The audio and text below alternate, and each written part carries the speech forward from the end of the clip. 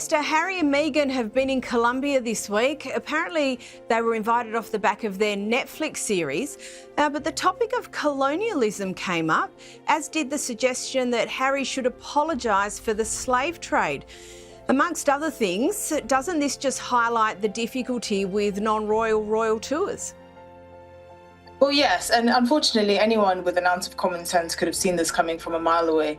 We remember when David Cameron went to Jamaica, I believe it was sometime in 2010, and was sort of ambushed by the then Jamaican Prime Minister, who asked for an apology and for reparations, and he expertly sort of diffused that situation because obviously he is a politician and he's trained to in some form of crisis management. And in the same way, you know, King Charles has many times in his role as Prince of Wales been asked to either apologize for slavery and for the sins of the British Empire or pay reparations. We've seen similar calls with the Prince and Princess of Wales when they did their Caribbean tour a few years ago. So this is something that anyone who knows anything about royal tours knows that it's a likelihood or a risk that many working royals could face.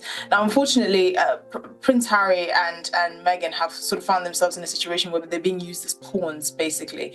You mentioned earlier that this tour of Colombia that they've been doing, it seems a bit rudderless and seems a bit pointless, and the reality is it is. The vice president of Colombia invited them, she says, over a year ago after watching them on a Netflix series, and you have many Colombians asking what is the point. You know, we're spending not an inconsequential amount of money hosting these two, not to any actual benefits to the country. This isn't an actual royal tour. There's no diplomatic benefit.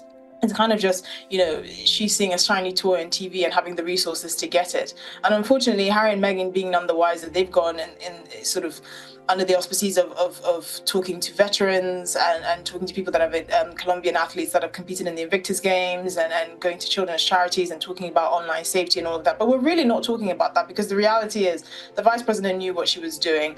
She's using this couple as a distraction from her own sort of domestic politics woes, and it's becoming clearer and clearer, and you can see the lack of sort of self-awareness on Harry and Meghan's part, because they're just smiling and doing what they think they do best. But without the cover of the royal family, without an actual plan, without a purpose to this visit, they've now been roped into a situation which is quite uncomfortable. You know, you had Prince Harry a few years ago talking about the fact that the Commonwealth, for example, is Empire 2.0, and having these kind of quite scathing criticisms of the royal family, but unfortunately he's one of the main beneficiaries of the royal family and its entire history. For some reason, even though he called the Commonwealth the Commonwealth Empire 2.0 and has had some significant criticisms of the institution, he insisted on giving his children their royal titles. Why would he do that if he feels so strongly about the institution? He seemed to take in a very kind of unique stance that absolves him of any sort of responsibility, but also makes him feel like he's some sort of do-gooder and that he's actually changing the world in some way or another. And unfortunately, his wife is just happy to be along for the ride.